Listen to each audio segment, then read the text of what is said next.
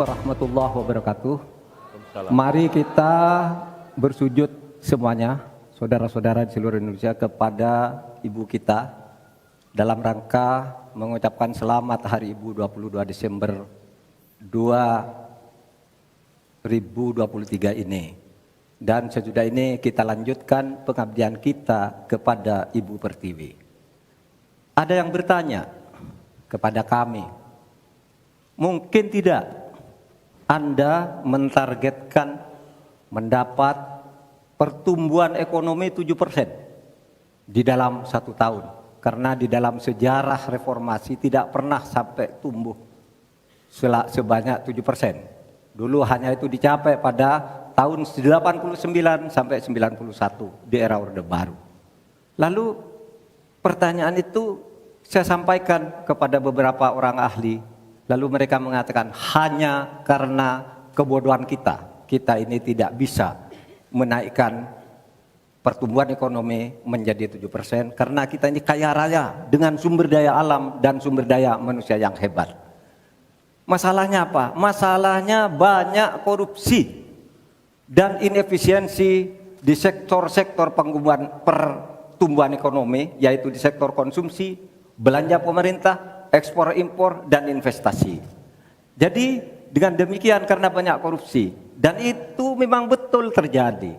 Coba lihat, berdasar hasil SIGI, Transparansi Internasional, korupsi terjadi di lembaga legislatif, eksekutif, dan yudikatif secara besar-besaran.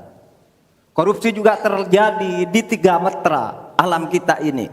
Kita menginjak bumi, ada korupsi di tanah dan pertambangan. Kita ke laut, ada korupsi di masalah kelautan. Kita melihat udara, pesawat terbang kita, ternyata di udara juga banyak korupsi.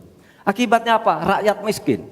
Saya ketemu dengan seorang bernama Teddy dan Joni di Padang. Seorang atau 2 orang pegawai angkutan perusahaan truk menyatakan tidak pernah bisa mendapat subsidi minyak yang disediakan oleh negara karena tidak pernah sampai di korupsi. Saya juga ketemu dengan seorang Sri Wulan, anak kecil di Parongpong, Bandung Barat. Dia mengajak saya main layang-layang. Katanya, "Bapak, saya ingin terbang seperti layang-layang meraih cita, tapi saya tidak dapat." Kemudian saya ingat pulau saya, Madura. Di Madura itu kaya dengan gas alam, tetapi sampai sekarang tidak pernah dioptimalkan untuk dimanfaatkan. Maka kuncinya adalah bagaimana kita memberantas korupsi. Lalu ada yang tanya kepada saya, "Bapak, kalau Bapak jadi wakil presiden orang takut ditangkap." Saya panggil para ekonom dan para pelaku usaha, "Apa betul Anda takut kepada saya kalau saya wapres?" "Tidak, Bapak, justru kami perlu seorang penegak hukum seperti Bapak. Karena apa?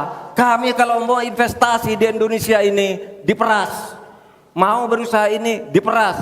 Kalau kami bayar padahal diperas, lalu ketahuan kami ditangkap katanya kami menyuap." Itulah Indonesia ini pada saat ini. Oleh sebab itu, saudara sekalian, kita harus lawan korupsi. Menimbang istilah anak muda, "Hai koruptor, kutabrak kau. Hai wir, mundur kau wir. Nah korupsi, setabrak." Saudara sekalian, ini semua dalam rangka agar terjadi pemerataan seperti ketentuan pasal 3 Undang-Undang Dasar. Di Al-Quran disebut kaila yakuna dulatan bainal yang. Jangan biarkan kekayaan itu hanya beredar di antara orang kaya. Waktu Bapak selesai. Habis.